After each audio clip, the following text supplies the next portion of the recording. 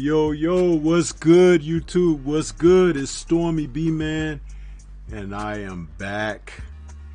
That's right, I am back for this Friday, January 24th, 2020, and welcome to the Friday night chop session with Stormybman.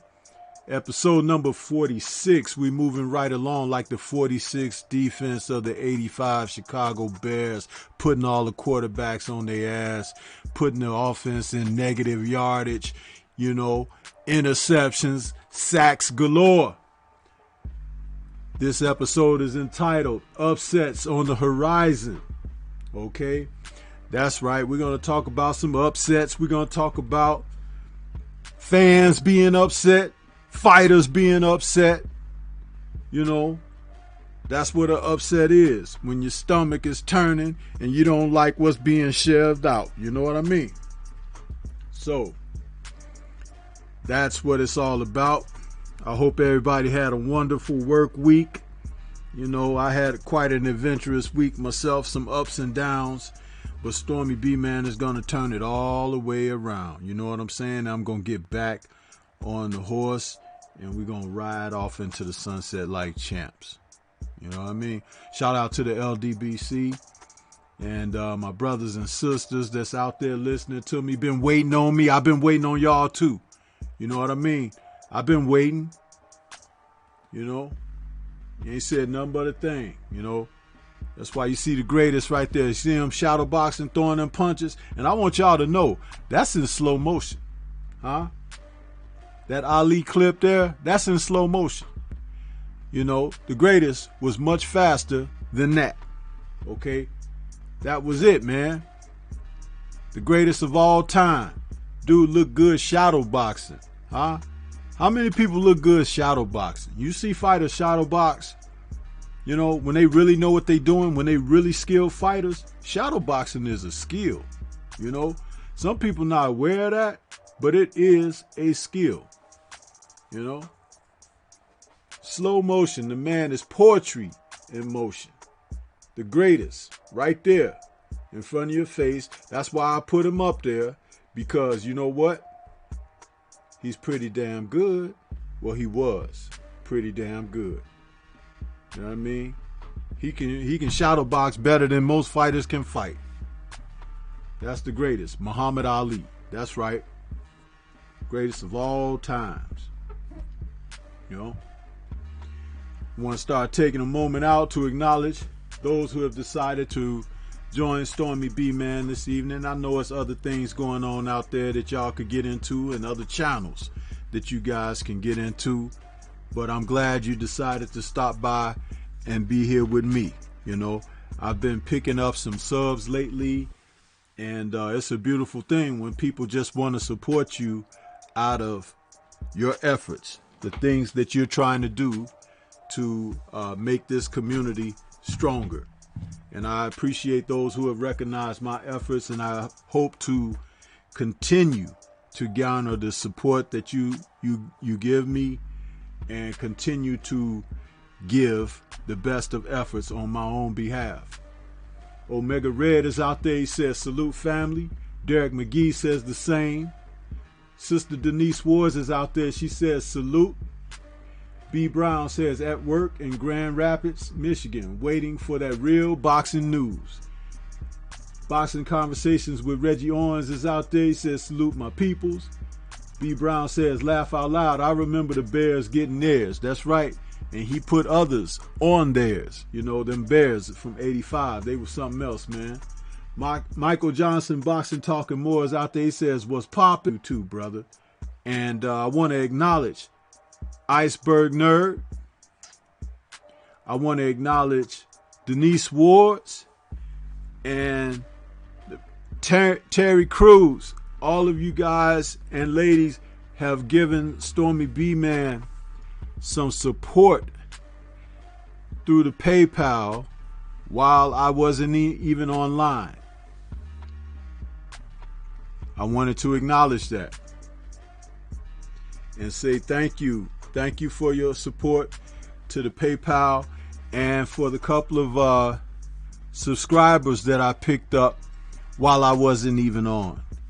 And I appreciate all of that. You know, that's true love and support when people hit you up when you're not even on. So here I am to acknowledge that and let you all know that I appreciate it very much. As I said before, when I'm not online, even if I miss someone's donation to the channel, I will, you know, when I come on for my next live stream, acknowledge what you did. So consider yourself, acknowledge people, and I appreciate you very much. That's true love.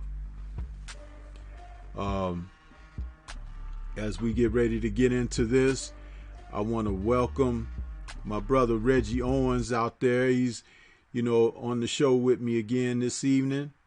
How you doing, brother Reggie? What's going on with you?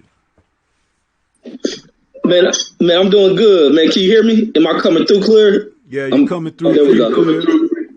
Okay, man, I'm doing good, OG. Ready to get into this chop up, man. Yes, sir. Yes, sir. And as we do this and get ready to get into it this evening, let it be known that there's always news happening in the sport of boxing. For those of you out there, even though you may follow, the channel, you may follow it regularly. You may follow us regularly. But one thing can be said is like the news can change on the hour, even up to the minute sometimes, even though we go through these various streams. So we're going to acknowledge that. I know 78 just finished off with some news that came through, and he let you know about the doping that's happening out there and how there may be a twist on that coming or whatever. But hey, like I said, it changes by the moment. You got something out there that you would like to open us up with, Reggie? What's been on your mind? What you've been chomping at the bit to talk about? Wait, say that one more time, OG. It had chopped up right at the close of that statement. Oh, I'm saying, did you have something that you'd like to open us up with? Because there's so much different news happening. I wanted to open up to allow you a chance to say some things right off the bat, man. You got something you want to open up with? Yeah, what 78 was talking about with old girl in this damn drug test, man. And it was crazy because the thing that kind of bugged me was Mauricio Sulaiman's quick response to the criticism of this girl based on her look and him jumping to her defense. And I'm kind of, the thing I've seen with Mauricio is he kind of has this, quick protectionist type behavior when it comes to people that come out of Mexico and then protecting this woman about other people's claims. When it looks like, man, this chick, I mean, that criticism is going to come with based on how this woman looks. And Mauricio could have stayed quiet on that because other people in the sport go through these same type of criticisms, if not worse. And I ain't never heard him make a statement, but now it blows up in his face that this woman has tested positive for what a lot of people have accused her of possibly being on. And I want to hear what his response is following that. And that's why he should keep himself neutral as a president of a sanctioning body rather than trying to be a voice of particular people in the game. This shit blows up right in his face. Yeah. One thing I want to say about Mauricio, I remember his dad being over the WBC for so many years. I know going way back before we heard of Julio Cesar Chavez, it was like he had been a part of what was happening over there. But and the WBC has always had some kind of questionable things going on, and they've been around a long time. But I have not been able to connect this young man with his dad's way of doing things. I could be wrong. There are some other people out there who've been watching boxing as long as me, if not longer. But I don't recall the ethic of the sport coming into question by the leader of the organization as it has under this gentleman. I had remarked sometime last year about some of his decisions that he has made as of late regarding belts and how titles and champions would be handled, going forward. And I said, man, his dad would probably be turning over in the grave knowing that he's carrying it on as he has. I don't know how much you know about the senior Suleiman, Reggie, but if you do know anything of him or whatever, wouldn't you agree with the fact that this gentleman's ethic and his dealing and handling in the sport has gone way deep into what I would call the sewage portion of boxing? Would you agree with that? Yeah, I agree, even though I don't know much about y'all. You guys put me on to starting to learn and take an intrigue into this aspect of boxing. But if you can enlighten me on his father. Well, it's just that his father, with everything being based out of Mexico and everything, he sought for the best of his nation of people. But just some of the ethics overall, it is just really questionable that Mauricio, how he has taken to handling matters. Like you said, him coming out making those statements that he made after the woman's fight, and where it's blatantly obvious that there could be something on the horizon just looking at that particular athlete. And now it's coming to light, and he's looking really foolish, coming out like there. As Michael Johnson, Boxing Talking More, and the salute to Michael in the chat, says, sometimes you have to bite the bullet, silly man. He's using the play on his name. And it's true. He's out there so busy campaigning for his people in the sport, participating in the sport, that even in their guilt and liabilities, he's trying to still make it that it's okay. Just as if, like when, Canelo with this clenbuterol situation and everything, and the obvious doping that he has been doing, to the degree that they have decided that they will allow a percentage or a certain amount of clenbuterol to be in certain fighters' system, because he doesn't want to penalize his own. You understand? And it's not like you or I or brothers or sisters that's participating in the sport of our nationality are popping dirty with these substances in their body. These are his people. You see? So there's a conflict of interest where this man is out here basically, like they say, capping for his people like this. Well, you might as well just open all the damn floodgates and let everybody do their own thing. And then the cream will still rise to the top. And I ain't got no problem telling you who that would be. What do you got to say about that, Reggie?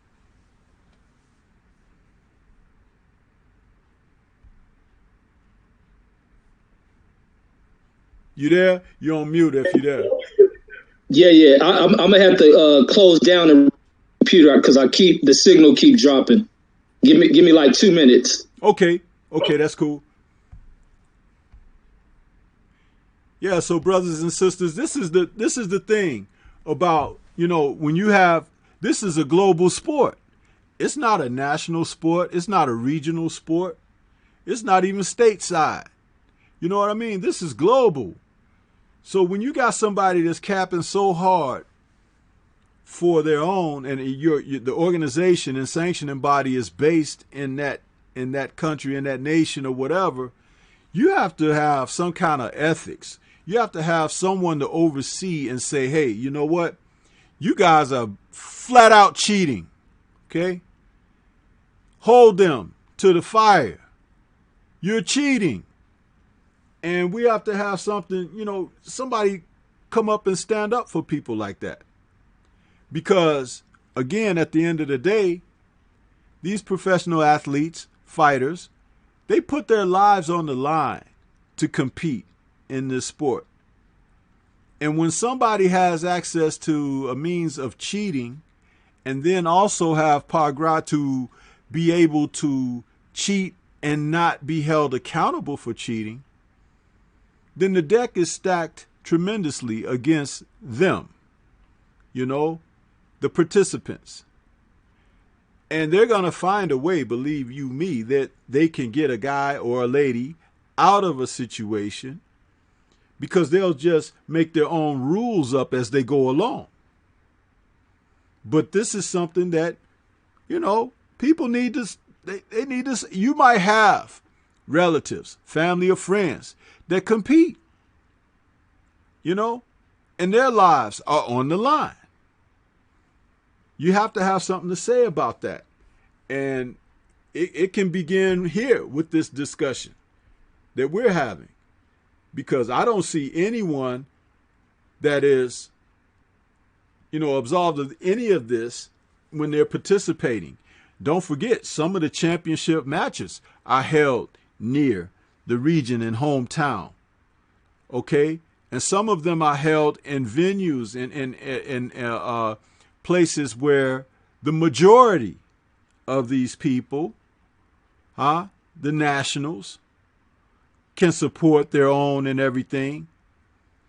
But you can't fight them, the sanctioning body, the PEDs, the doping and everything else. You might as well not even step up to the plate with a house of cards stacked that high against you. You back yet, Reg? Yeah, I'm back. So, you can come in on this if you got something to say about what I've been saying, if you've been able to hear a little bit of, what I've had to offer on this. No, I had missed majority of what you're talking about because I had to restart the whole computer. No, I was speaking about the fact that the WBC, the head of the WBC, the region of where it is coming out of, and how they're looking to make certain that people of their nationality and everything can be well taken care of, even if it is down to outright cheating. By all means, something there needs to be some kind of a protest. There needs to be some kind of somebody needs to be brought in to oversee this, because it's obvious that Suleiman has lost his mind and also lost his disciplines, where he's just continuously stacking the cards against everyone else that's competing with his people.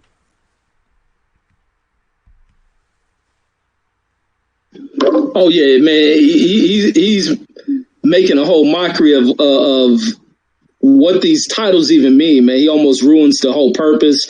And his clear, one-sidedness when it comes to those from Mexico, it shouldn't be tolerated at all. The crap he pulls for Canelo. Canelo, after failing that test, should have been stripped of that damn title. Anyone else, I'm pretty sure would have been stripped of the title for failing for a PD test. None of these particular distinctions will be made for any other fighter if it had not been a Canelo placed in front of, becoming a franchise champion. It's just so many iffy things, man, in these recent times, to where the sanctioning body shouldn't even be in kind of the light that it's in, but it's only in the light that it's in because of some of these, real corrupted type moves that they're doing, man. And I find no value in these belts, man. It's almost with me. I have no value in who's a champion neither. I value on who I see as a talent and wanting to see them. I can care less about their belts, man, because of there's no structure, no setting to anything when it comes to what these sanctioning bodies represent or what they mean. And it just brings a tarnishing to whatever was prestigious back in the day, especially with what clowns like Mauricio do for particular people of certain ethnicities, but or nationality, I should say. I don't like this clown, and I don't care for his organization either. None of them. I only care what I come to the sport to watch these athletes And I wish the titles meant something, because they're supposed to be, represent the finality of things, greatness, who's at the top of what, and it just doesn't hold that value. It's not like a championship trophy anymore. Absolutely, man. I agree with that 100%. I want to take a moment to go back to the chat. We got more people who have joined us. We got Eric Jenkins out there. He says, Stormy B-Man, salute champ. Brooklyn Child Boxing is out there. Salute Stormy and Reggie. Eric Jenkins is out there. Salute Reggie. Denise Ward says, salute to all in the chat. Iceberg Nerd is saluting Denise. Michael Johnson, Boxing Talking More. I made that comment about his Sillyman remark, play on the name. Mr. Tiptoe says, salute family. Denise Ward says, the WBC is losing credibility. Kenneth Johnson says, salute Stormy in chat. Curtis Anderson is out there, says, salute Stormy B-Man in the chat. Salute to you, Kurt. Junior the Truth, my brother, is out there. He says, salute, bro. And Brooklyn Child Boxing says, Francine Cruz belt needs to be returned. Francine, yeah, and her loss should be changed to a no contest. Yeah, and a serious suspension should be brought in. Maybe like something like 16 months or something like that. Maybe when she returns, she'll really be a man. I don't know, man. It's like this right here. I don't think enough people are talking about it. It was nice that you brought that up, Reggie, because on the heels of this fight that they just had, and everybody was talking, man. It's like you had a lot of people saying, man, that was a dude in there and this and that. And then you had these, these support groups, they come out and say stuff like, oh, they want to run and talk about that. But I'm telling you like this, you want to participate in the women's sport, but you want to be a man. Okay? That seems kind of, it's like a man who wants to be able to go to the restroom in a ladies' room, but he a man. He got all man equipment and everything. Take your ass to the men's stall. Okay? You want to go over there with the ladies. Huh? And then you got ladies that they might not necessarily want to go to the man's stall, but when you go somewhere and they want you to pick up something or carry something or whatever there, no, bring your mannish self out here and you pick it up and you load up the truck. Huh? And if you want to start some mess and you happen to catch these beams, take it like a man. I'm sorry. That's just, you can't have it both ways. So next outing, maybe this lady can get in there with, like somebody suggested on 78th Stream, get in there with Andy Ruiz or somebody. That's what you working toward, ain't it? Well, let's work all the way up to it. Get on in there. Stop messing around. Get your butt on in there. Grow your mustache and beard and get your butt on in there. See, it's time for people to put the foot down, man. The world is confused enough. Put that line right back where it was, the dividing line, that Mason-Dixon line. You put it right back there where it deserved and see how much they can do, how much they can take, and all of that. Now, mind you, there's plenty of men out here today. They ain't men, okay? They ain't. They can't man up to say their lives. And they running behind a skirt right now as I'm saying this. I can't believe he's saying these things. Yeah, it need to be said. It need to be said. Just like they need to be dealt with at WBC and everything they doing over there. Cheating. They've been cheating for this one guy so much, they done even made him, in their mind, the new Henry Armstrong. But all these guys that he avoided, that he could have actually fought, and if he beat them, he will have earned reputable status. But they forcing status, okay? And he ain't even that damn good. There were tremendous fighters that were out there way before him, and they didn't even think about doing for those guys what they're doing for him. What the hell makes him so special? Is it that red head that he got? Is something funny going on? And I know Junior True called him the redhead cheater because he red and he always running away from that smoke. Huh? What you got, Reggie? No, I agree with you, man. I got nothing else to add to that. It's ridiculous, man. It's like, you know, and there are so many fighters out here, and we talk about it all the time. There's so many fighters out here that want an opportunity. You know, look at this kid that just beat J-Rock last week, you know. This kid come into the fight. They said that they put him, it was like internment when he was training for this fight. And it probably did the best for him because he got a victory out of that. Now, will he remain like that? Who knows?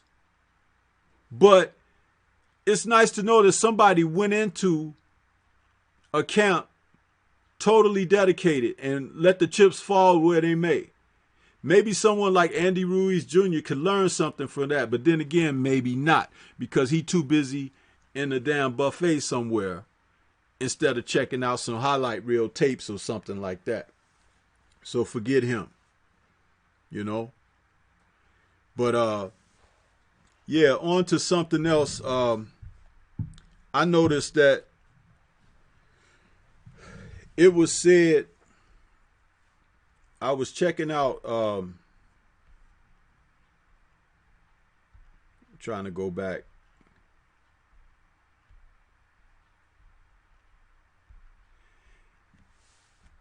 It was said that this spring, it looks like Otto Wallin and Lucas Brown may be having a fight. So I wanted to know, did you hear about that? And if you did, what you think about that? Otto Wallin has put himself in a position to kind of be a news story. Man, I think it's crap. I don't know too much about Lucas Brown, except every time I hear about him, it's about him losing. And I haven't really watched him, but I know who he is. And matter of fact, the first time I ever seen him fight was against Dillian White. But it's crazy that they're getting mentioned, which is good for them, but it ain't nothing. Hopefully, are they a main card? I hope a promoter ain't did that, make them the attraction around a promotional event. But maybe you can take this to those Saudi Arabian markets. These are the type of fights Saudi Arabia need to have. Being they're not a boxing market, they need to watch this and start to develop and learn the fight game, to generate a fan base. But Lucas Brown and Marcus Watts is the fight. Let me stop you right there, Reggie. Yeah. Let me stop you right there. There's talk that this will be the main event on Showtime in April. So, sorry to disappoint you, bro, but this is what they're talking about. That Wallin has put himself into a position to be a main eventer against Lucas Brown in April. Brown is 40 years old, and Dillian White stopped him in the 6th round 2 years ago in March. So, Brown is from Australia, of course, but the thing is, it's like Wallin is 20-1 with 13 KOs. Is that one loss is to Tyson Fury, and Brown has lost twice in 30 fights. He's got 25 KOs, but we know that he's always been brought in as an opponent, for some of the people that he's lost against. So it's like this is another one of those fights where they're making guys. It's like these lower tier fights, but no one in the top 10 is fighting each other, and so they're just recycling this garbage, And I want to know what you think about that. I don't think nothing of it, but I'm surprised Showtime the ones allowing this fight to come. Who the promoter for this, man? I'm shocked at you. I thought it was some DAZN type crap. Yeah, I'm in shock that Showtime are even bringing this on, being that for them to be in such a competitive market, I don't see where they find an audience for this. And it's for American fan bases. I don't know what the hell they thinking about on this one. These dudes couldn't even at their level, they couldn't even match up to put on anything spectacular.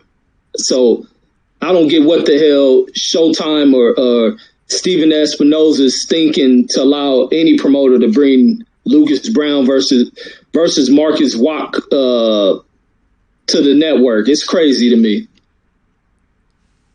Yeah. This is, I mean, I don't know. And see, you know, that talk about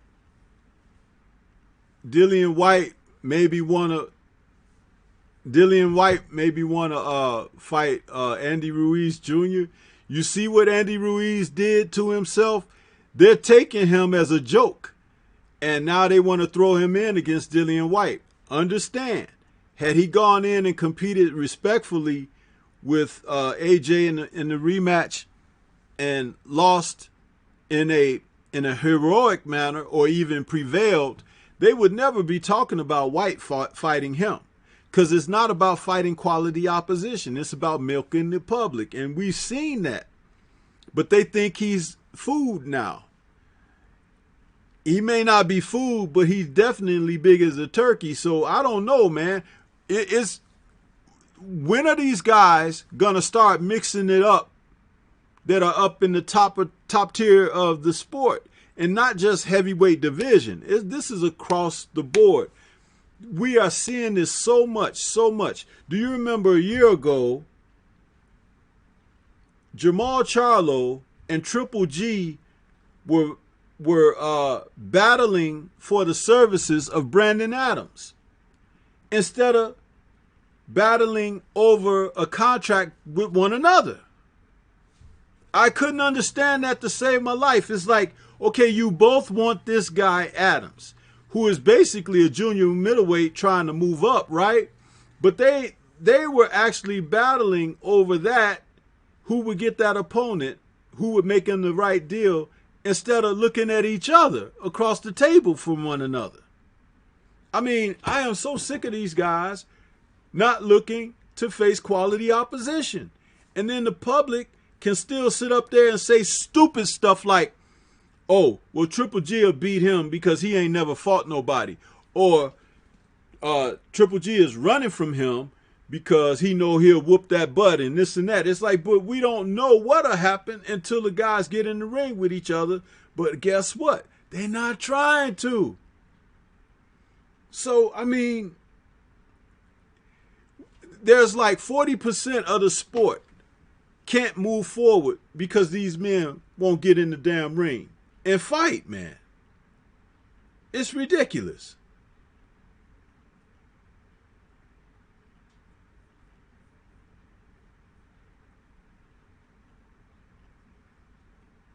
So you're left with, you're left with guys like Otto Wallin fighting Lucas Brown.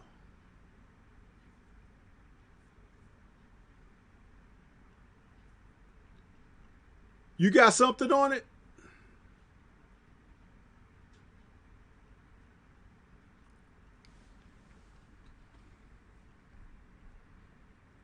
You having audio difficulties again, Reg? Or you on mute? No, the signal keep going in and out. Oh. But I'm back. I'll just have to deal with it going. Yeah, I was just saying, and are you doing that on your laptop or are you on your phone? No, it's on my laptop. Oh, okay. Did you try to reset your router? Yeah, you know what? Matter of fact, let me do that. Let me reset that. Okay. All right. I'll carry it a moment. Okay. I'll just start off greeting some people in the chat. We got Hyphy. My man Hyphy has shown up. He says, bless up all mans and sis in the chat. And he says, Hyphy, you know I have a hard time reading that shit, man. Says something about SpongeBob and blood clot. So, okay, that's all I can make out. Can't read that shit, man. It give me brain damage when you write like that in there, bro. Denise Ward says, what the hell? The main event on Showtime. Yes, sir. That is it, sister. They're going to have Otto Vollen and Lucas Brown in the main event on Showtime. So get your popcorn ready and your gauze pads, because there's going to be a lot of bleeding going on that night on Showtime. I can almost guarantee you that's what it's going to be. You know, a blood fest, because somebody going to cut and somebody going to bleed and your TV going to be turned crimson. Okay? That's what it's going to be. But I don't know. I'll tell you something, though. Sometimes when they have lower tier fights like that, they end up being pretty good because the guys are evenly matched pretty much. And that's what it'll be, you know. It'll just be a monster mash. And if that's what we can take, that's what we'll take. You know what I mean? But they're definitely not doing anything else around the division. My brother Kurt Sugar, if you're still out there in the chat and you'd like to join us, you're welcome to join us, bro. If you're still out there. I would like to hear what you would have to say about that WBC if you wanted to come on and talk about that and extend the conversation. But, yeah, this is, right now, this is a point of talking about upsets on the horizon, the title of this week's show, coming on the heels of what we didn't anticipate with Julian J-Rock Williams dropping his titles, his unified titles, to Jason Rosario. I believe that we're in store for more upsets like this. There will be more upsets on the horizon because some of these champions, they are not built to last. They are guys who are titleists, who fell into opportunities, didn't necessarily win against real champions, found themselves fighting for vacant titles and things such as that. And sometimes when you don't have to step up to attain that type of jewelry, trophy, you still remain untested. Okay? And an untested fighter is, he's a question mark. And that's why challenges, they break down. As much as I had given him credit for his victory over Hurd, it now speaks more volume about how limited Hurd was. Okay? Because J-Rock broke down mentally against Rosario. He let that cut get the best of him mentally. And because of the cut, he went in and decided he was going to try to fight a war with a guy that was much stronger than he was, especially early in the fight. Being so early in the fight and having an opponent strong like that, it showed that his boxing IQ wasn't where it should be, because he should be more like worried about trying to, forgive me people, trying to break the guy down systematically and tactically, instead of going in there saying, I'm gonna drop everything and go blow for blow, because he doesn't have that type of power and he doesn't have that type of chin. So he put himself immediately in harm's way, and he was already wounded with a cut over his eye. You see? In the fight against Jarrett Hurd, Hurd didn't have a jab. Hurd didn't have combinations. Hurd only had size and presence and a physicality that he thought he could just wear the guy down. Now remember, Hurt was taking shots as well in prior fights. He was taking punishment, but he could endure that because he's a lot bigger guy. You know, coming down for such a heavy weight and everything, fighting these smaller guys, he wasn't worried about being hurt too much. But he ran into a guy who was able to fight effectively in that manner. And that's how he lost to J-Rock. You back, Reg? So, you know, with that being said, J-Rock came into this fight. Now, again, another large guy that was strong. But this guy was throwing shots. And he was throwing them at the right range and distance. And he had enough strength and power on them that not only did a cut open up as early as the late first round, early second round, but he also put the champion on his heels and then soon on his back. So that's something to be said right there. Something to be said. We're going to go back to the chat for a moment. Michael Johnson, Boxing Talking More, said they both joined VADA in December, talking about the ladies. Denise Ward said it's disrespectful to compare Canelo to Henry Armstrong. I 100% agree with that, sister. Hyphy says, bless up all mans and sisters in the chat. I read that part. And Denise, I'm sorry. Derek Bailey came in and he says, salute Stormybman. Hyphy says, Reggie went to go play. Should I wife her game show? He ain't coming back, Stormy. That doesn't surprise me. I know the Legendary got that stuff going over there for adults only, you know, but that's for y'all freaks. You know, Stormy B-Man done did all his freaky stuff. I only keep stuff in reserve now. You understand?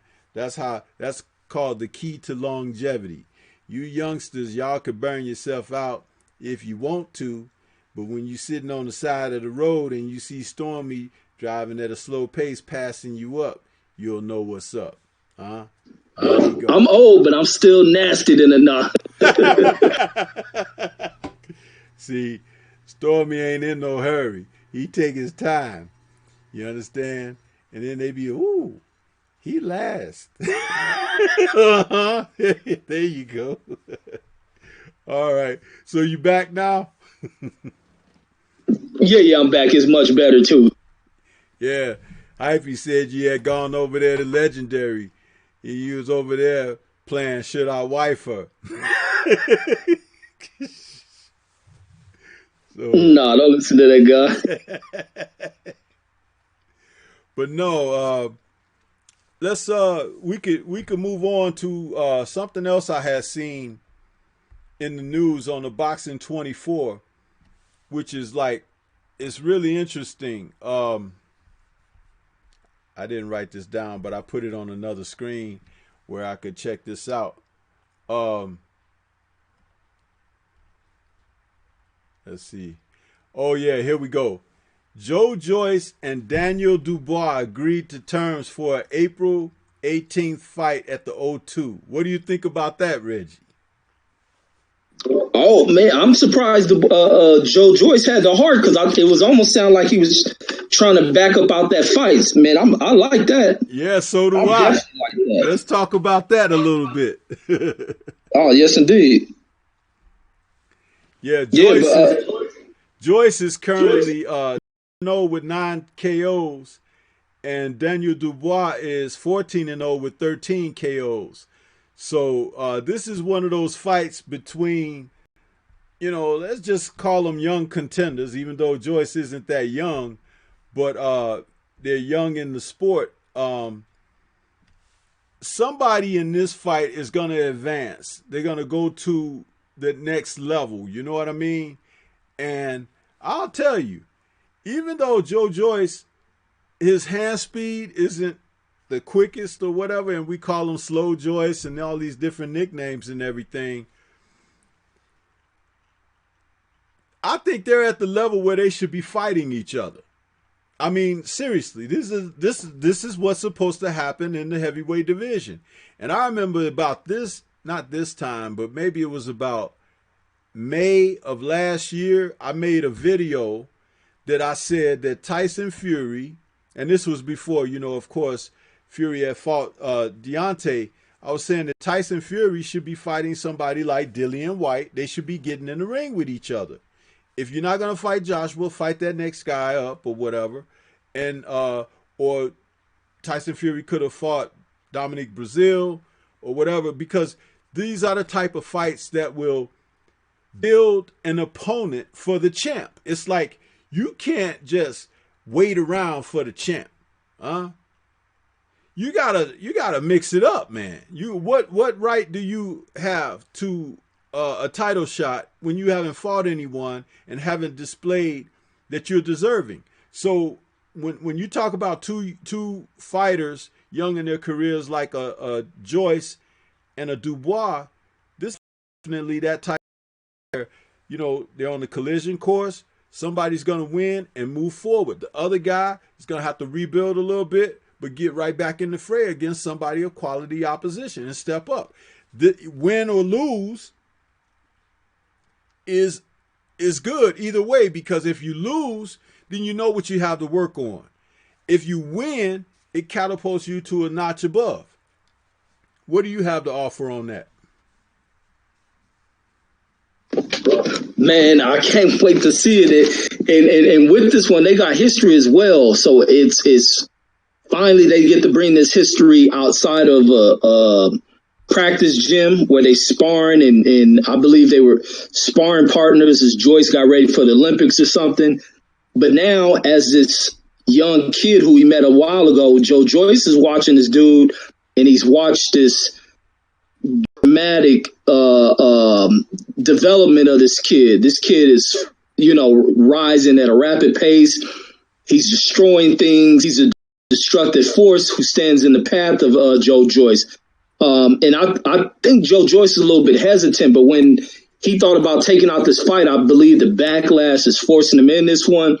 But it pushes Joe Joyce to really test and see how far he can push himself, because they were trying to make him into a star, and this is kind of the tell of where he's really at. And it's also a good test for Dubois, but it's also good for Dubois to challenge at this point in his career, because even if he suffers a loss, it's not that heavy of a blow to his career because he's so young and still developing. But I want to see, and I favored Dubois in this one. But it's a dangerous fight for him too, because Joe Joyce can crack along with take some punches. So I can't wait to see this one. And that's in April. That's coming up. Yes, sir.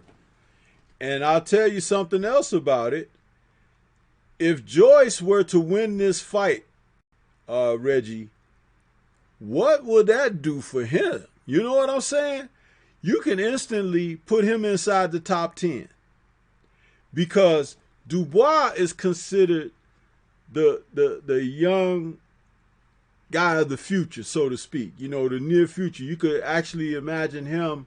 It has been said that he might be the guy who could take over after Wilder's done or whatever. That's, to get him. That guy was from Ghana or something like that. I forget his name. But you understand what I'm trying to say? Yeah, no, I got you. Yeah, so when Lennox took on Ruddock that night, it was a lot on the line, similar to like these two. Because understand, without fighting each other, they're just kind of like circling each other. They're circling, and it's like it's time for somebody to make a move. That's all I was trying to say.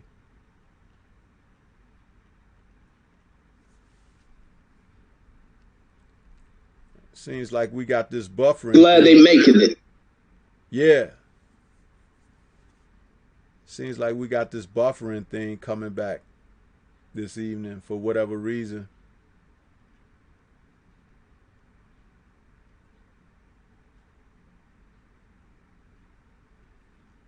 So you got something else on that, Reggie, about those two guys? No, that was all. Also, another article that I had checked out on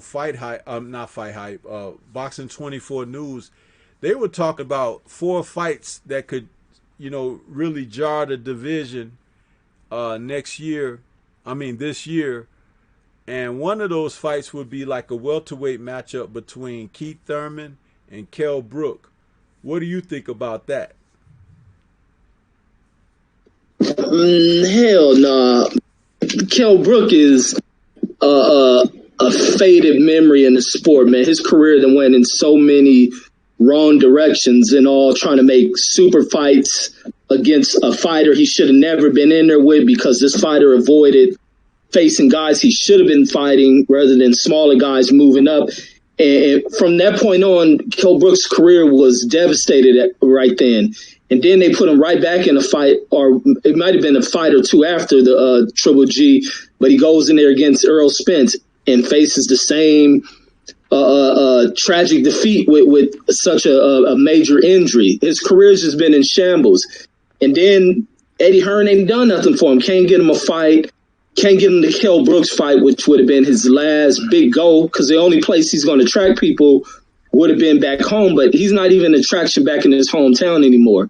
They look at him as damaged goods. Keith Thurman, he's not attraction here anymore. We don't know whether he's one of these 1 foot in, 1 foot out types. And you see photos of him. He's walking around heavy as hell, enjoying the cash out that he got from his last fight, where people don't really like him. A lot of fans start to lose interest in Keith Thurman from his long hiatus, his avoidance of Errol Spence, which is the fight everybody wanted to see, was him and Errol Spence. And when he didn't give that, he went in there against a 40-year-old legend and got spanked. So nobody's interested in neither one of them dudes.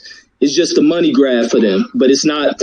I will watch it. I ain't interested. I just like boxing, but on the real level of being interested, I'm not, because it's not high caliber type boxing where two high caliber dudes are going in here on the competitive side of things. They're just looking to make some more money. But I'm not interested at all. But I am going to watch it because I'm a fan of the sport. Right. Well, another fight that they mentioned would be a match between Jarrett Hurd and Jaime Munguia. Now, I consider that one kind of interesting because both of those fighters have fought at 154, but both of them walk around larger than light heavyweights. So that would be an interesting fight. I don't think that Jaime Munguia is going to stay at 160 too long. I think he's using that as a stopover. Personally, I think that Jaime Munguia is going to be a 168-pounder very soon. What would you think of a fight between Jarrett Hurd and Jaime Munguia? I like the matchup, but you know who I favor in this one? A lot of people won't be shocked, but if I'm saying this, you ain't shocked. But I favor Jaime Munguia in that matchup. I just think Jaime being a much more busier fighter, he'll be able to move around. Jarrett Hurd with that style, unless Jarrett Hurd shows in this fight tomorrow that he's developed a jab, fighting more like a tall fighter rather than this inside type fighting, maybe I'll change that. But basing it off of what I've seen from Jarrett Hurd, Jaime Munguia was spanking. Jaime Munguia spanked him in the fight. So I favor Jaime Munguia, unless, because that's the one piece missing from Jarrett Hurd, is him just being a tall, athletic fighter, and he hasn't showed that at all. He shows that he has heart and will, but that chin was tested. It started to show that there's a little bit of chink in the armor. He didn't wore down the percentage points on that chin being 100. Possibly, or he could have just been hit with a nice shot that got him dropped in that in that Julius J. Rod Williams fight. But his style just wouldn't go well against a Jaime Munguia. Jaime Munguia can bang, and he's a little bit more fluid. He can shift, move around, change the angle of attacks, and he's very active with doing that. I think he'll smoke through Jarrett Hurd, unless only if Jarrett Hurd has a jab, he can offset the activity of Jaime Munguia in my book. Man, you must have been looking at my notes. That's the You same. got right. I feel the exact same about that because uh, Munguia does seem at this juncture to show more versatility in his boxing, and Hurd has been a little too one dimensional, and we do need to see starting tomorrow night, has he decided to move forward beyond that and add to his repertoire and begin to move into another level within his career, because it all starts with a jab. Hurd is such a big guy physically. If he were to learn to use the jab correctly, he could like really rule around that area because he's so large and rangy for the weight. I mean, and that's if he chose to stay at 154, or if he wanted to move up to even 160. But he has to pick up the boxing ability. We know he can take it. We know he's durable. But the way he's been fighting, that's not meant to last. Fighters burn out very fast fighting in the manner of which he was doing. And it's not beyond the realm of possibility to be able to change up at this stage and become more of a boxer, because we've seen that in careers. Hector Camacho went from a guy that was out there blazing and knocking people out to a guy who was on the move, sticking the jab, tying people up, and staying mobile at the same time, with winning, more content in winning decisions than trying to knock somebody out. So the fact that a guy could change up, Marco Antonio Barrera, remember, he was more in the Chavez mode of seek and destroy and things like that, till Junior Jones and Kennedy McKinney and those guys started getting a hold of him and putting him on his ass. Then he realized, oh, I better go back to the drawing board and box more. You understand? And he went in there and he found a jab. And during his era, he had one of the best jabs in boxing, Marco Antonio Barrera, because he had to reinvent himself. He realized he couldn't just go in there and body guys as he had been doing with heavy left hooks to the body and stuff like that, because he could get bodied. So, again, a fighter, if he has the mental capacity to be more flexible and to learn to do more things outside of what he's been comfortable doing, hey, but I would love to see that fight. That would be a great matchup for the both guys, Munguia and Jarrett Hurd.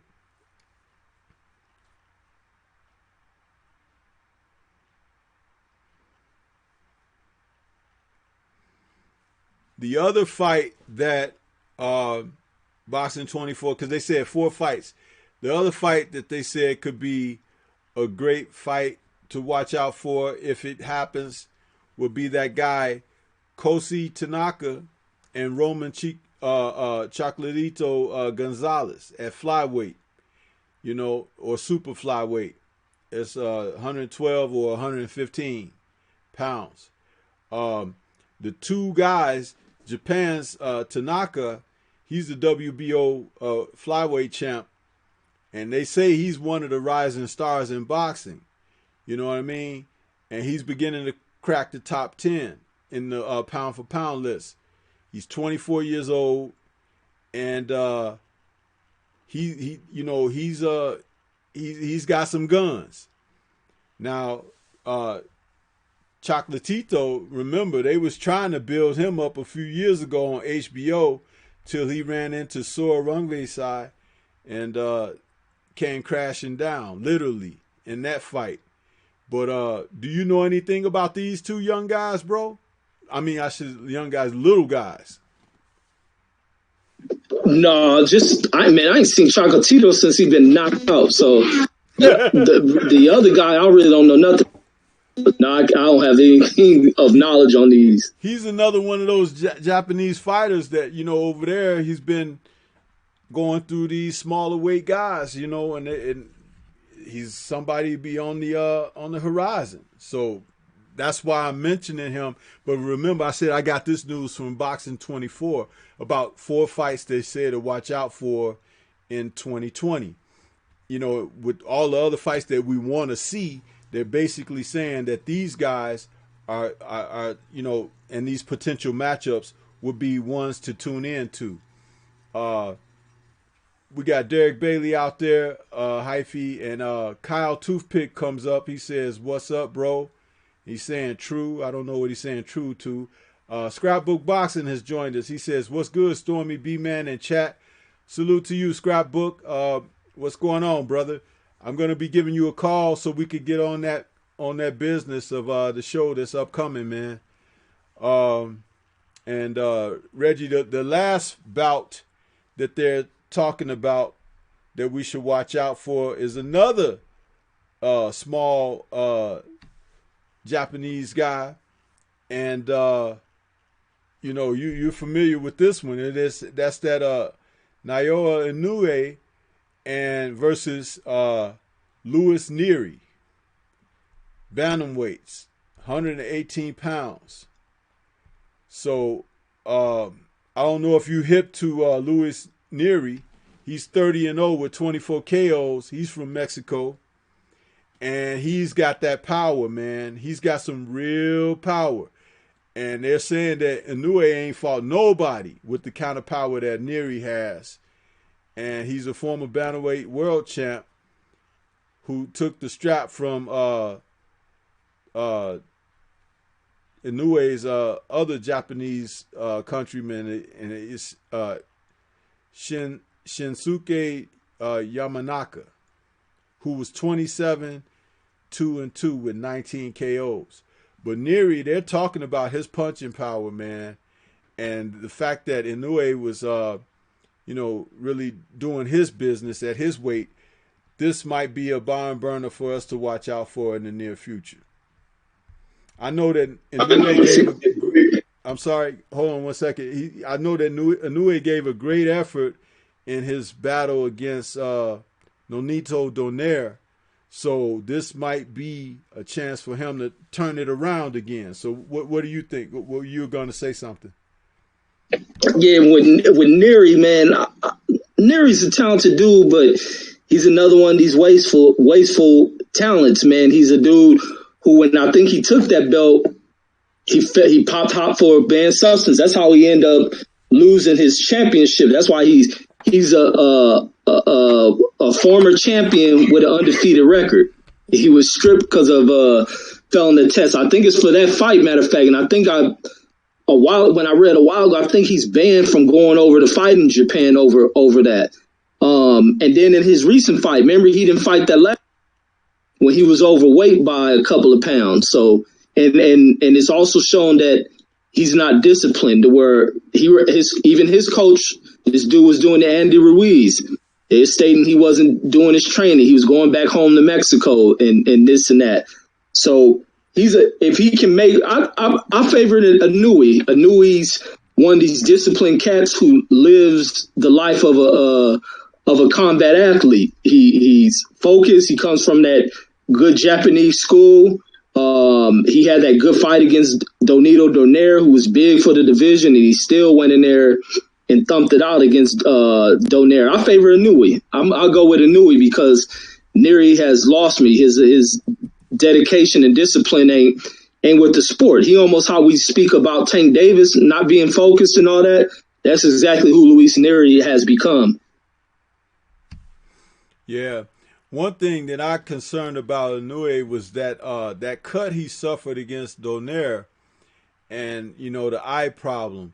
Will that come back to haunt him? You know, because I noticed how his eyes are made. You know, how like some of us have a little arc above our eyelid where the bone structure of your eye, you know, it kind of protrudes out over your eyelid.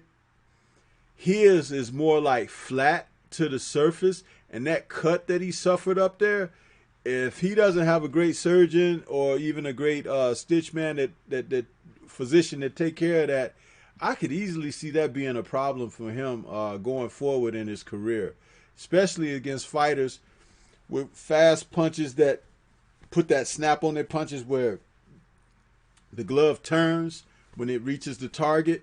I can see that opening up and it being a problem for him going forward. So I wonder about that with his eyes.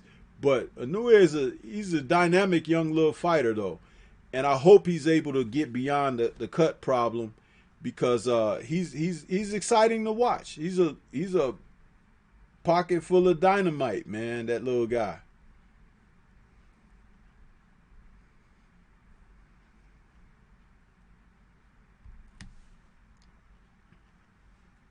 We got a couple more people that joined us. BBG is out there in the chat. He says, salute, salute. The African Sci-Fi Scholar is out there, says, Stormy B-Man in the chat, salute. And Scrap is out there. I already saluted Scrap. So, yeah, man, this is, it's interesting that we have fights like what I just mentioned, those 4, potentially this year, along with everything else that we would like to see. If we could get half of what we would like to see, and then you could kind of mix in a blend of that, what we just talked about, the year will be off to a pretty damn good start, wouldn't you say? Oh, most definitely. But I've been liking the way the year started. I've been liking this year, man. Yeah, because like I named this show Upsets on the Horizon, because I think that we're going to see more. Like last year, we saw title change hands a few times. I think we're going to see more of the same this year. And I don't even think it's like an upset year or something like that.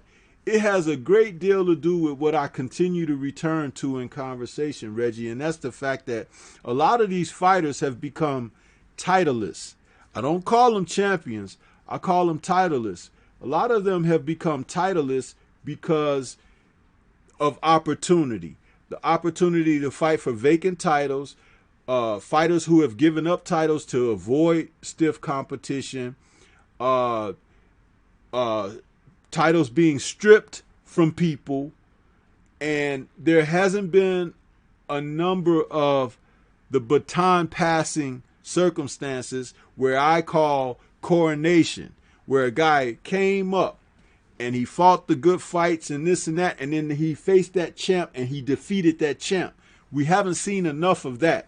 That has been historically the way it was done, but we're not seeing enough of that in the present day. Would you agree with that? Yeah, I definitely would. Yeah.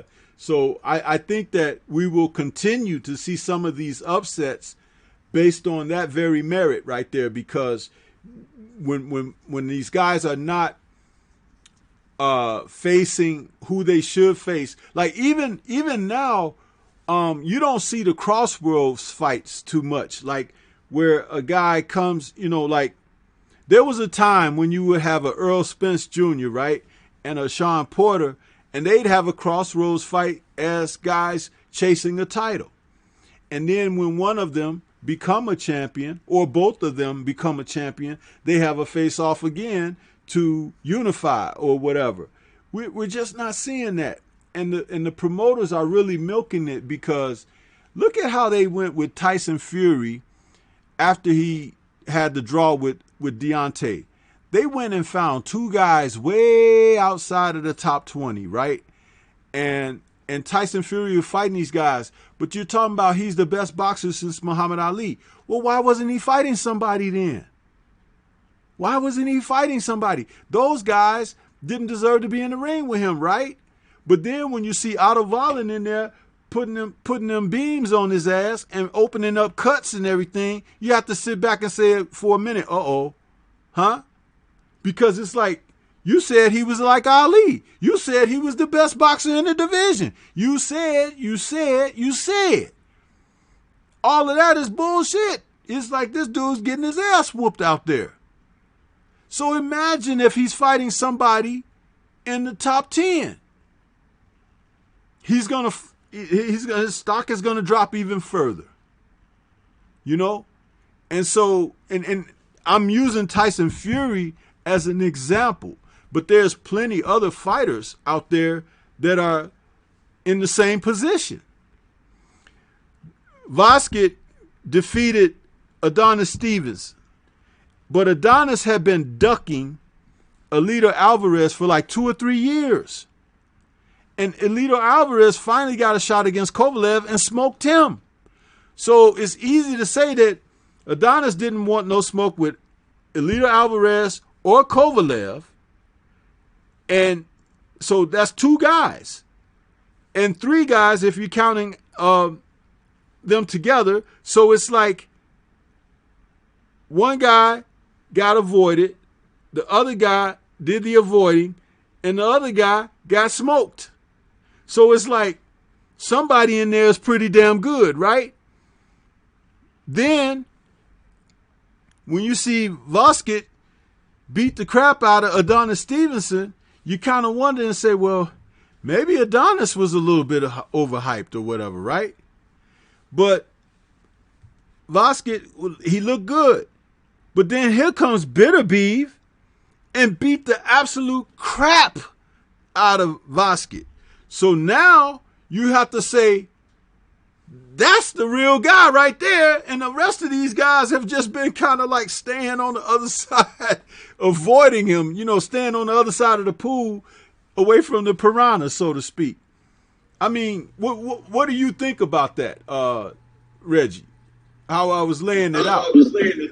But with that, I just want to state, because it was saying last week's show, I think the question was about, kind of how do we rate these guys? Is this the best crop of guys that we have in the division? I was saying no, because we're not seeing all the talent that's around the world. And many of these guys who are not getting opportunities unless they find their way into this country. Same thing with the guy that beat J-Rock. Well, he's been fighting here for a while, but there's a lot of slept on talent because we kind of position a lot of people who come out of these developed countries to the top positions. I don't think people are ranked right. We know these sanctioning bodies can't rate people for shit. That's why we see people rated down at the 40 spot, coming in, being very competitive. But we can scout talent, but it's like a lot of this talent we don't got. I don't know. We're just not open to, because they're not televised. And when they get over here, they give a rude awakening. But I don't think a lot of these guys are top rated. And when a top rated guy loses, I don't think it makes them less than who they were projected to be. I just think it's something of the person that comes over and defeat them. Or maybe these dudes become so complacent in the position they've been in that they're not putting in the work, and they get shocked by folks who we look to walk over them. But I just think there's so much talent. That's why I don't believe in that pound for pound thing, because how it's always stated that everybody's not fighting one another. And especially if others aren't getting the opportunity who lie with wherever they rest around this world. But once they come to the forefront and they really match up this talent internationally, really make this an international thing and make these guys compete and bang it out, we'll never know, because we're going to always have, kind of sleepers come through this thing and shock the world with some anomaly that goes on in the sport. But I definitely agree with what you're saying, but also state that with the ranking and who's viewed as being top tier guys, I just don't believe it. Like,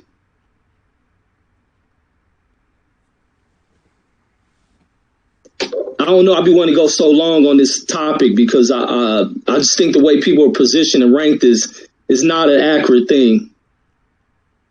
No, if you have more to offer, please do. This is something that we could still discuss before we get to tomorrow night's fight cards. But if there's something more you want to add, please do. Yeah, no, the thing is just, and that relies in the promoter.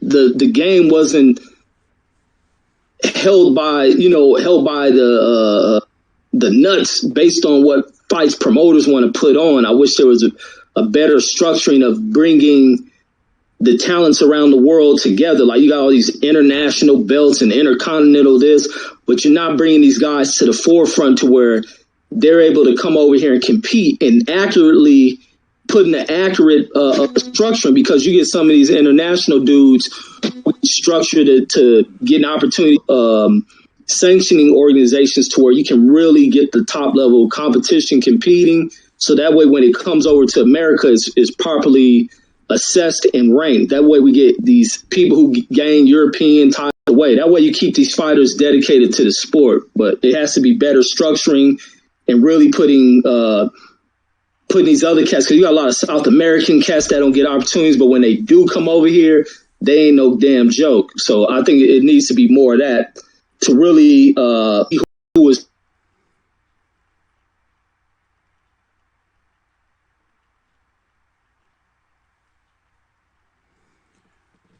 Yeah, one of the things I have to offer on that is this: they seem to like to pull guys who are ranked much lower and lower. They pull them up into these rankings so that the champions will have a soft touch or two to be able to select a fight, making it appear like, oh, it's a voluntary, but it's really been a person put in position for the champ to earn a payday against or whatever. And I think that that's part of the process that helps make it suck too. You know, I want to acknowledge E. Woodson. I see you, bro. He says, salute Stormy B, man. Shy City OG, salute to you. And he says, salute to the whole B-Man chat family. Tyrone Smith is out there, says, salute y'all. And E. Woodson also says, these string pullers know how good some of these guys are. So they try to pick and choose opponents until the exposing is unduckable. Yeah, that's a huge factor when some of the sanctioning bodies play these games too, because they fill the bucket up with bodies, but only a few of those bodies are really live bodies. So it's like they try to position them like, how can a guy be ranked number 3 in the WBC, number 1 in the IBF, and number 8 in the WBA? Huh? That's crazy. Why is he all over the place? Why isn't he just ranked 1, 2, 3, whatever across the board? And you see that, and then you'll see a name that's in the top 10 in one organization and not in another or whatever, And if you the champion of the WBC and the WBA has a different champion, then why can't the guy that's the WBC champ be ranked number 1 in the WBA? He ain't their champion, but if he was going to fight for the title, it's like that he would be right there. I mean, do you understand what I'm trying to say, Reggie? I'm trying to make sense of it. I got you. I'm trying to make sense of it, but I understand why they're not doing that. But we're having a discussion to draw the people who are listening to our discussion and want to participate in the chat and everything. We're trying to throw this on the fire to make people get some kind of feeling and have a thought process behind this. So, but you understand, right, what I'm trying to say? Yeah, no, I get you exactly. I mean, you see a guy, like Anthony Joshua has all of those belts that Deontay doesn't have. So why isn't he ranked like number 1 or 2? Number 1. Yeah, ranked number 1 or 2 behind all of those guys. Let him have his mandatory, who is that? But then Wilder should be like the next guy, because that puts on the heat to make the best fights.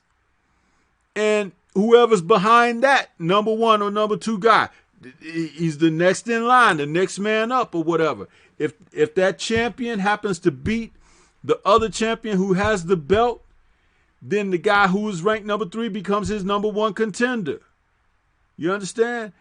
But I mean, dude, the way they're doing it, it's like really this crap could go on forever, and you could almost like never have undisputed.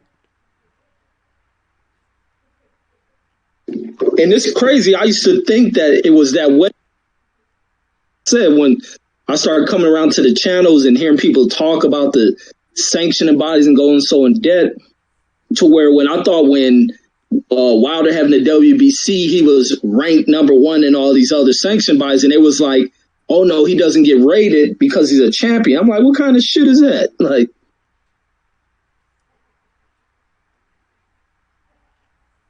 yeah, I don't know, man. It's frustrating as all hell, though. It really is. You know, it really is.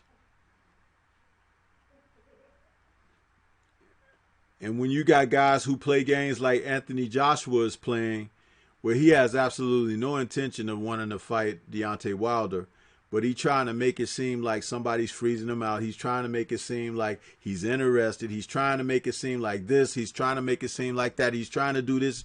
It's so freaking ridiculous, man. It's like, and then when you have him come out here and open his mouth, it's like, dude, just shut the hell up, man. We don't want to hear you anymore. We don't want to hear you. You know, it becomes a thing where it's like, sit your ass down, you know? But I like when he talk all this idiotic shit because it makes him look bad. And that's why I be like, the belts have no value. I mean nothing. Even people who are champions, they mean nothing to me if they're not living like a champion. They're just someone holding some Halloween candy or some shit. But I like when he talks this stuff because he speaks and he doesn't think about how it comes off, and it just the most embarrassing thing, and it creates all these sound bites to where everything just blows up in his face because you can't lie anymore. You can't lie anymore in this knowledgeable game of boxing anymore. Some people buy into it, but their voices are diminished at this point in the sport. Knowledge has taken over. He's got to be one of the most idiotic guys, you know, to have, you know, you stick a microphone in front of his face, and some of the shit that, you know, that comes off his lips. I don't know if you can see my expression on cam right now. It just make you look at him like,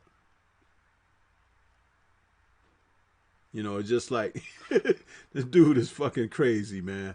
But, hey, let's go ahead and get into, we got like a half hour left. Let's get on into these fights that are on the card for tomorrow night. Primarily, we got Danny Garcia taking on Ivan Redkach. And then we have also in an undercard match, the return of Mr. Jared Hurd. I know a lot of fans are interested in seeing what Hurd is going to look like. He's taking on Francisco Santana. I don't know anything about Francisco Santana. It may be a guy that you just brought in as a body to face Hurd. And it's going to be a 10-rounder between them or less. Do you have anything on that gentleman, Santana? No, my first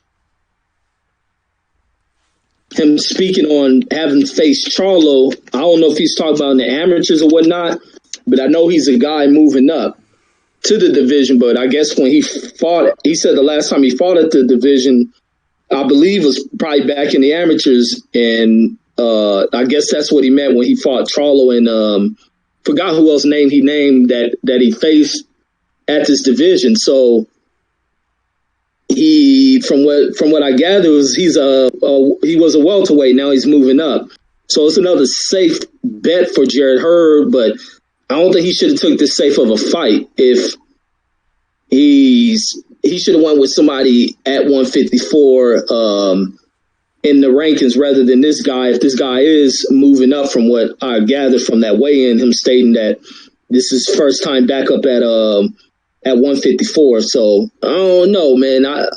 It's going to be an easy fight, but this opponent could show up and still shock Jared Hurd. I always give these underdogs a slight shot, but especially since I don't know the dude, there's a possibility he can come in here and make things rough for Jared Hurd.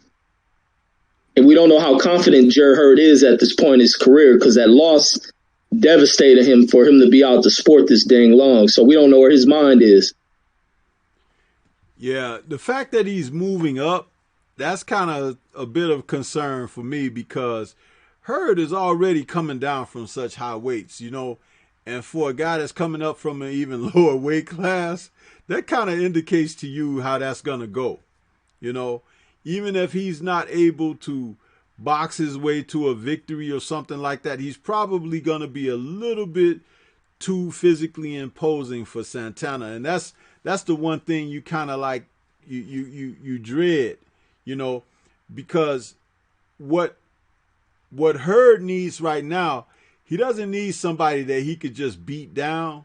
He needs somebody that can't knock him out, but is going to provide a stiff test of boxing him. And he's got to learn, he's got to compete. He's got to go out there and snatch victory from the jaw of defeat. And being put in tough with a guy who can box, maybe a guy who's a little, you know, not a heavy-fisted guy, but being able to extend rounds and make him have to work for victory. I don't want to see a guy that's out there, he get hit by Hurd a few times and realize, oh, this power deficit is great, and I'm going to cower up on the ropes and he's going to pound me until I go down. I don't want to see that. I want to see him out there moving around, sticking, you know, having to break a guy down behind the jab and, you know, 7, 8, 9 rounds, you know, get that work in and get a victory. I don't want him to just be out there and overpower somebody because that's not going to do anything. Some people say, well, build his confidence. Fucking, he's already bigger and stronger than most of the guys he's fighting. So his confidence is not really at a deficit from that. He's been confident that he's been beating guys in that manner. What he needs to do is fucking learn how to box. And sometimes you can't learn boxing until you get in there with somebody who's fucking outboxing you. You understand? So that gives your corner man an opportunity to go to work. What you need to do to defeat that guy on the other side. It ain't a fucking sparring session anymore in the gym. This is live action. You got to put that shit we worked on in the gym into play here. You see? That's the way I see it.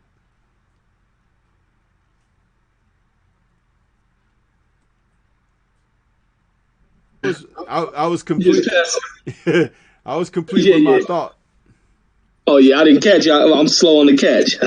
But no, I agree with that. I think the fight going into this one should have been against a guy that definitely a lot of the brothers, in hearing the aspect of the promotional side of the thing about matchmaking. Like, this is why I'm in favor of structure and ranking. Like, you matching fights for fighters who are in the top 10 or contenders, but you matchmaking so that they can have easy victories. That's the wrong way to have the sport going, man. But even if it doesn't show people really where he is, but like I state, this is for him to test where he's at mentally, because something changed in this dude after that defeat. Him being dropped and embarrassed, beat at home that way. Coach, almost like he blaming the coach for what happened, coming in with this new team, jumping out of the rematch, then thinking about going up to 160, didn't hesitating on that, coming back like something ain't there, cutting the hair off, like everything's changed with Jared Hurd, and there may be a change in there going in the fight. It'll be crazy if he becomes gun shy after getting hit a couple of times. So that's what I don't know. And I don't want to say I think Jared Hurd win, but I ain't for certain that he's going to win. Yeah, and see, a fight like, let's go back. Remember Brandon Adams, talking about Brandon Adams against Triple G and Brandon Adams against Jamal Charlo. Brandon Adams actually came up from junior welterweight to face that opportunity with Jamal. And he went the distance with Jamal and everything. But that would have been a great fight for Jared Hurd. Brandon Adams. Because Brandon Adams is not a chump. He's not. And he would be dangerous enough for Hurd to be focused and dialed in. You know, this ain't babysitting. You understand? And like I said, bringing this little guy up from a lower weight and everything, that just, I don't like that. And we're seeing so much of that kind of thing. Remember, when guys used to, you know, lose back in the day, when they came back, they was taking on a heady contender, because if you defeat that contender, it puts you right back in the title game. But how can you get right back in the title game when you coming back fighting fishermen and shit? Huh? And I say fishermen because these guys are fishing for a financial opportunity. They're hanging around the sport for a living. You know, it's a check. You know, this guy ain't nobody's. He ain't on nobody's watch list. You know, to a guy on the rise or some shit like that. He's an opponent that's gonna come in there, and at some point he gonna fucking lay down for Hurd. We don't need to see that, bro. We really don't. But I guarantee you that's what it's gonna be.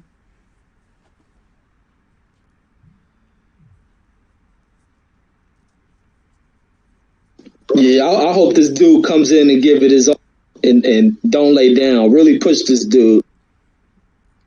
Yeah, that's what I would love to see. You know, another thing. Let's move on to the Danny Garcia and Ivan Redkach fight.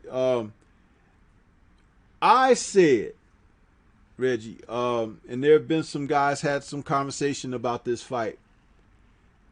Ivan Redkach is about as live wire in this fight as a cord that has fallen, hooked up to the electricity, and is in some tub water, waiting on somebody to be stupid enough to stick their toe in there. I do believe that Danny Garcia has put himself in a position with his outside of the ring lifestyle and everything, that he's that guy that think he can turn it on and turn it off when he get ready, Mr. Hollywood. And don't forget, when he fought Sean Porter, he lost to Sean Porter, but he lost to Sean Porter because of Porter had that workmanlike effort. He went in there, he took rounds definitively and everything, and that Danny thought he had done enough to win. Remember, Danny didn't turn it up to another gear. And even late in the fight, he made a couple of attempts to like let that left hook go and everything, but Sean still outworked him. And see, Danny is the kind of fighter, he want to look good when he's doing what he's doing. But this is professional boxing. You can't always look good, brother. Sometimes you get down and dirty. Sometimes you're going to get a swollen eye. Sometimes your mouth going to be busted. Your nose. Sometimes you're going to have a cut. Danny takes a lot of pride in his appearance, both his physical appearance and how he's looking out there. He wants to look good. You know, his posture and everything. I've seen that so many times. And it takes certain kind of fighters to take that shit away from him. And I believe that Ivan Redkach, as soon as he realizes that he belongs in the ring with him, it becomes a thing where Danny is going to be in some trouble, as far as like the situation where he had against Granados. Granados is a tough young fighter, will give you 110%, but there was a deficit that he fought in that fight. I remember remarking after seeing the weigh-in, oh my God, I didn't realize Granados was that much smaller than Danny. I didn't realize that shit. And it's like, we know he fought tough and heady against other fighters, but I did not know he was that smaller. And that made the difference. You saw how when Danny hit him, how he went. It was like it was like Danny was fighting a lightweight or something. But Redkach is a little bit different. He's cagey, and the victory that he had over Devin Alexander wasn't a fluke.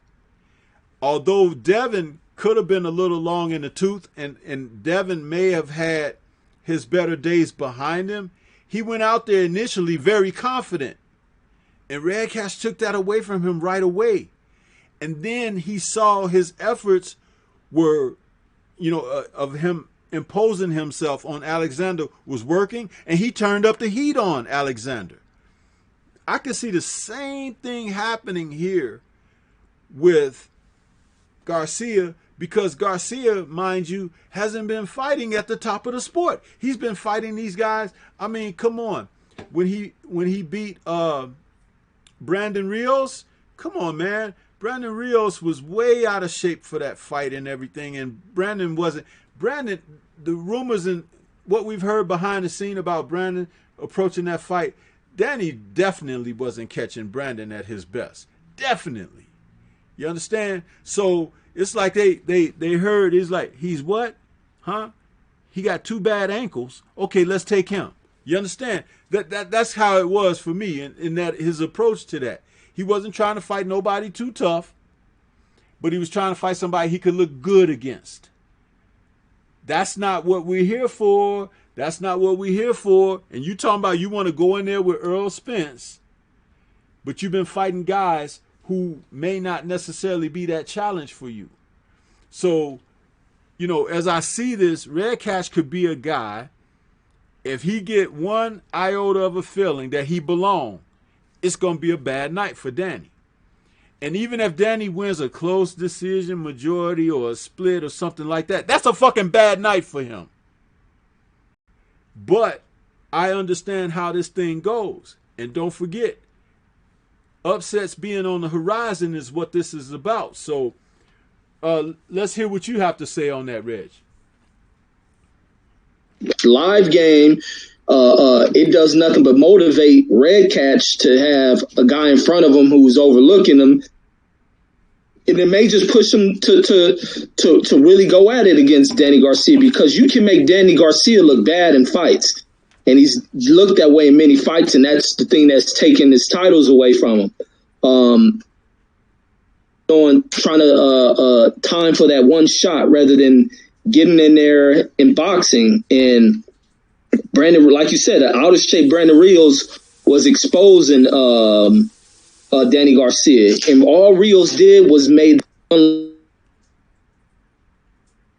fight was one round away from being in the bag, leaving his hands down and getting caught, because Danny can thump. But if Red Catch can stay busy like how he fought Devin Alexander, bank up some of them rounds, because Danny ain't gonna compete round for round. He's just going to try to line up those shots and hurt you and then get off his work. So it's easy to take rounds away from Danny Garcia and just box this dude, box him, not get hit with that big shot, and he can definitely secure this upset.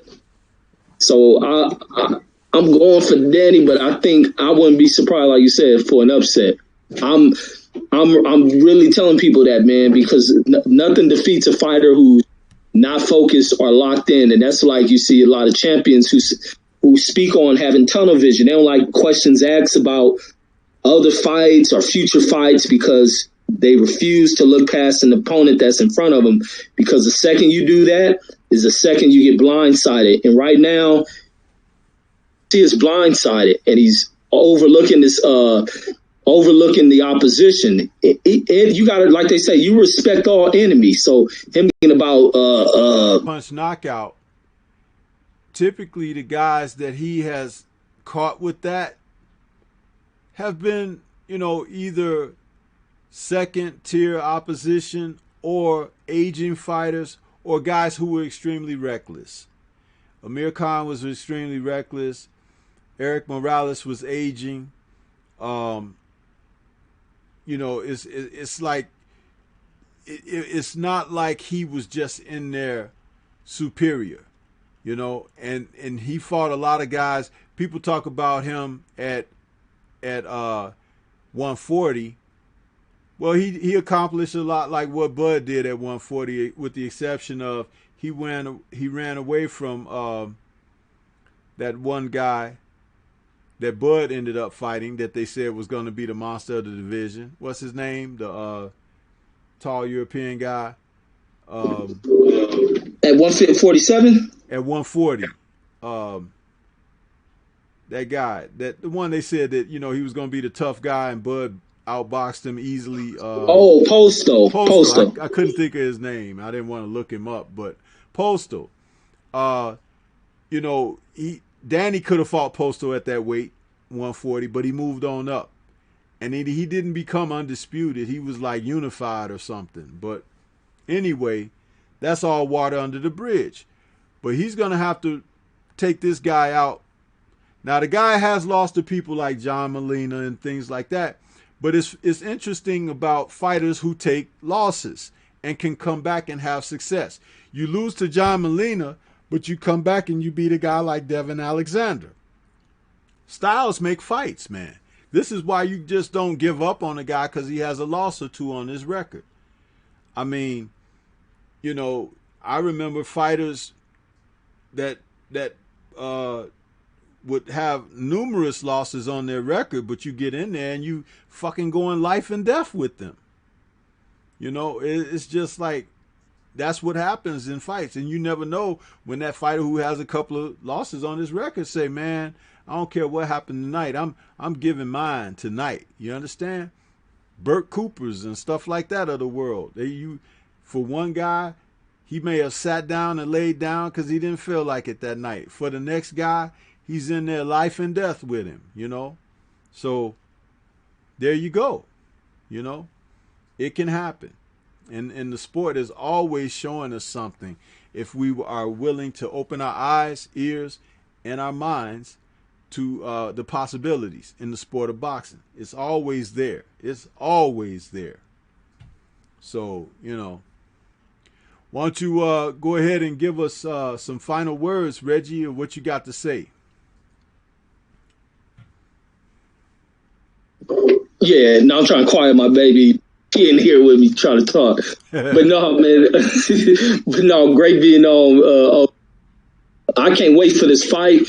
Like I said, I don't know where the heck the brain is of Jarrett Hurd. I don't know how that fight's going to turn out, but I'm going to pay attention closely and see if this opponent comes in here to fight and really puts his heart into it. I want to see how Jarrett Hurd looks against him.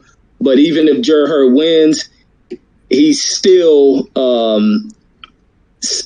work in progress. And it's crazy to think a champion is another work in progress. That's crazy, man. And also with Danny Garcia. Danny Garcia's already trying to make deals and doing a bunch of wars to try to talk his way into other big fights, and he hasn't gotten past his opponent. So I want to see if he's focused, if he's not, if he's because when you look past an opponent, a little bit too lax against an opponent because you think nothing of him, and this opponent then put in a hellified training camp, and that's where you get them upsets. We don't know what kind of camp Ivan Redcatch put in, but this is great motivations to have this dude in the prime physical shape to pull off this great upset. And all upsets don't have to happen by knockout. He can just purely box Danny Garcia and stay away from the one punch. But that's all I got, man. Another great Friday chop, man. I enjoyed it, Stormy B. Yes, sir. Yes, sir. And I enjoyed it as well, man. And I did catch you on there with Fred last night with what you had to say. I listened to the replay this morning on my way to work. So you guys were like really talking some good stuff. And particularly on the, I caught what you had to say about Danny Garcia and everything. So, I kind of share a lot of those same sentiments. The guy hasn't talked like a man who's focused on the task at hand. He's looking up the road or something, or reading a road map instead of keeping his eyes on the prize. So, hey, we'll see, JMC joined us in the chat. He said, salute Stormy B, man. And he was like saying Postal was the guy we were trying to think. Yeah, JMC, appreciate that, bro. Glad to see you. Thanks for stopping in, man. Also, to remind everyone that's out there listening to us still, it says we only have 7 people in our viewership right now, but the likes are over 20, so that's great. Tomorrow morning, 8 a.m. Central, I will have on the In the Eye of the Storm with me Barbershop Conversations. Fred is going to join me in an earlier edition because he has some family matters to take care of and everything. So we're going to be on a bit earlier than we normally would. We'll be on at 8 a.m. Central Time. Barbershop Conversations will be joining Stormybman for In the Eye of the Storm. I hope that you all are able to participate in that show where we have a good conversation and introduce barbershop conversations to many people who may not listen or are already abreast of what Fred has been doing out here on the YouTube airways with his channel and the content he drops and his coverage of the sport. Also, we will be looking forward to February 1st, Saturday, February 1st, 10 a.m. Central, the return of the Three Wise Men of Boxing. That's right, the return of the Three Wise Men of Boxing program that features Scrapbook Boxing, Curtis Anderson, a.k.a. Kurt Sugar, and myself, Stormybman, where we talk boxing from a historical standpoint, and we will bring the viewing audiences the thrills of what once was in the sport and how it's associated and attached to what's present. Okay, so that's something to look forward to. It's a show that we ran for approximately 6 episodes last year, and so we're going to come back bigger, better, and stronger with more content for you out here in the YouTube community. So be watching out for that show. It will run every other Saturday, as we have In the Eye of the Storm every other Saturday. So one week you'll get the In the Eye of the Storm. The next week you'll get the Three Wise Men, and so forth and so on. And we will also have guests on the Three Wise Men of Boxing. So we're going to have that format ready to go Saturday, February 1st. And be looking forward to it. And we'll be looking forward to presenting it. So with that said, Reggie, how do you feel about the return of the Three Wise Men?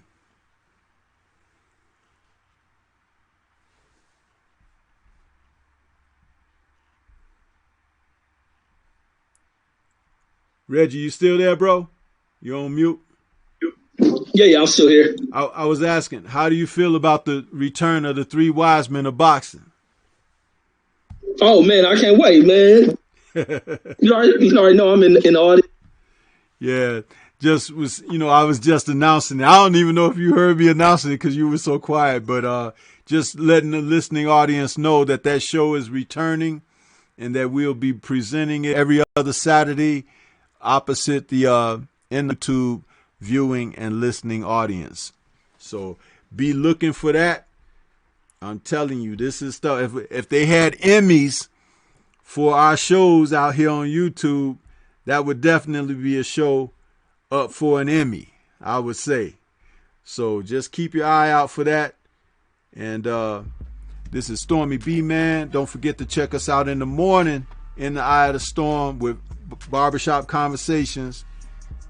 And that's all we got for you this evening. I want to say shout out to the LDBC. And everybody have a wonderful weekend. Peace. Check those fights out tomorrow night. Peace.